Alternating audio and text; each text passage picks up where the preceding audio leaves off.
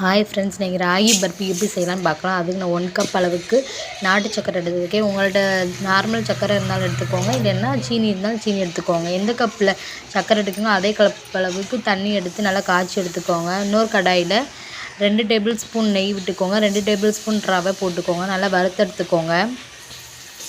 அதில் எந்த கப்பால் இருந்தீங்க அதே கப்பளவு 1/2 கப் அளவு ராகி மாவு சேர்த்து லைட்டாக வறுத்தெடுத்துக்கோங்க. வறுத்தெடுத்ததுக்கப்புறம் நம்ம காய்ச்சி வச்சுருக்க சர்க்கரை பாகை இதில் கூட சேர்த்துக்கலாம். சேர்த்துட்டு நல்லா கிண்டி விடணும். கிண்டி விட்டுக்கிட்டே இருக்கணும், அடி பிடிக்காமல். நல்லா கிண்டி விட்டேன்னா கூட கொஞ்சம் இந்த ஸ்டேஜில் கூட கொஞ்சம் நெய் இல்லைன்னா வாசனை இல்லாத ஆயில் சேர்த்துக்கிட்டு நல்லா கிண்டி விட்டுங்க. இந்த பதத்துக்கு வந்தோடனே ஒரு பிளேட்டில் போட்டு ஒரு சேஃப் கொண்டு வந்துட்டு அந்த சூடு ஆற முன்னாடியே கட் பண்ணி வச்சுக்கோங்க. சூடு ஆனதுக்கப்புறம் கட் பண்ணி எடுத்தால் சூடான ராகி பர்ஃபி ரெடி.